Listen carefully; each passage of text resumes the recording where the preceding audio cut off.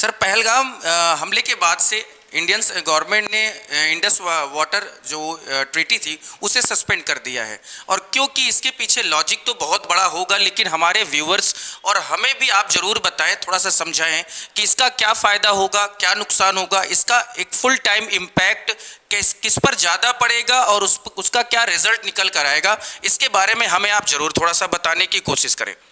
जी sir, question तो आपने sir बहुत बेहतरीन पूछा है और मैं अपने व्यूवर्स को वह सारी जानकारी एक छोटी सी वीडियो में देने वाला हूं।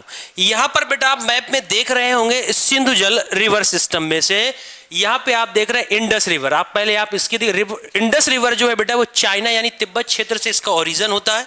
इसके बाद आप यहाँ पे देख रहे होंगे बेटा सतलज रिवर है यानी सतलज नदी है।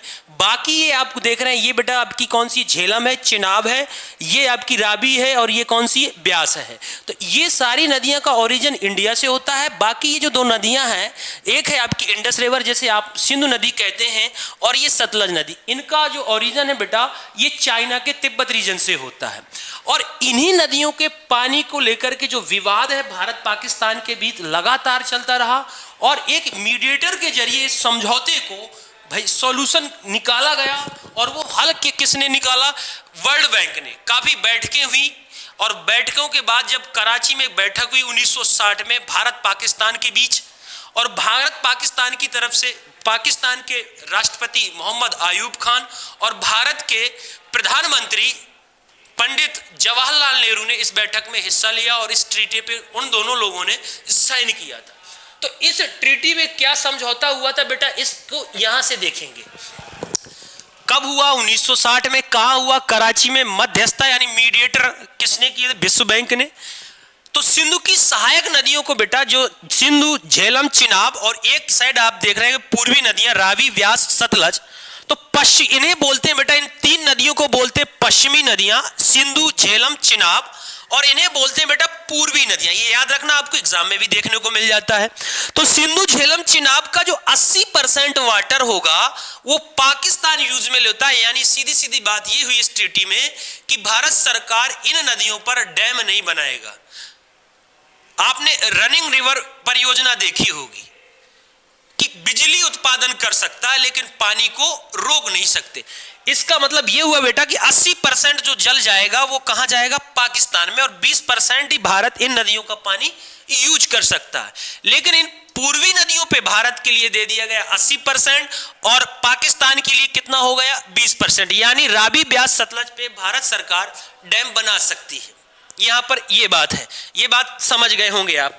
अब बेटा बात आती है कि इन नदियों का उल्लेख क्या वेदों में है? बिल्कुल है। हमारे वेदों में भी इन नदियों को नाम बेटा उल्लेख मिलता है। तो इनके पुराने क्या क्या नाम थे? तो पुराने नाम बेटा इस तरीके से आपको याद रखना है। नया नाम हम लोग जो ज्योग्राफी में पढ़ते हैं तो नए नाम आपको इस तरीके से मिलते हैं। नए नाम मिलते हैं बेटा सिंधु, झेलम, चिनाब, रावी, व्यास, सतलज। सिंधु को इंडस बोल देते हैं। क्या बोल देते हैं? इंडस बोल देते हैं। और पुराना नाम आपसे पूछता है, यानी कि वेदों में नाम यदि पूछता है तो सिंधु का वेदों में नाम सिंधु रिवर ही मिलता है, झेलम का वितिस्ता नाम मिलता है, चिनाब का अस्कनी मिलता है, रावी का परुषणी मिलता है, व्यास का विपासा मिलता है और सतलज का सुताद्रीन मिलता है। और आपने एक बहुत फेमस बैटल सुनी होगी, फेमस वार हुआ था सिकंदर और पोरस के बीच में। किस नदी पर हुआ था बेटा? तो आप बोलते हैं झेलम नदी के किनारे लड़ा गया था, जिसे हम लोग हाइडे स्पीच का युद्ध कहते हैं। इसी को हम लोग इस नदी के पुराने नाम से भी एग्जामिनर रिलेट कर देता है कि वितिस्ता का युद्ध कहां पर हुआ था। तो अब आप जानते हैं कि भैया झेलम नदी जम्मू एंड कश्मीर से निकलती है और पंजाब होकर के पाकिस्तान में प्रवाहित होती है, यानी सिंधु को अपना पानी दे देती है। तो सिंधु जल ट्रीटी में बेटा आपका ये जानकारी आपको याद रखनी है। मेन आपका बेटा ये रहने वाला, यहां से भी क्वेश्चंस आपको दिख जाते हैं, यहां से क्वेश्चन भी दिख जाते हैं।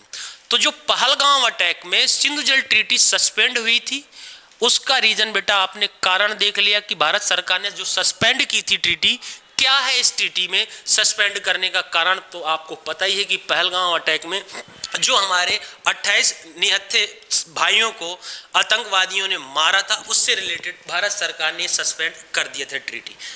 आपको ये वीडियो कैसा लगा कमेंट बॉक्स में जरूर बताएं। फिर मिलेंगे एक नेक्स्ट वीडियो के साथ, तब तक के लिए जय हिंद, जय भारत।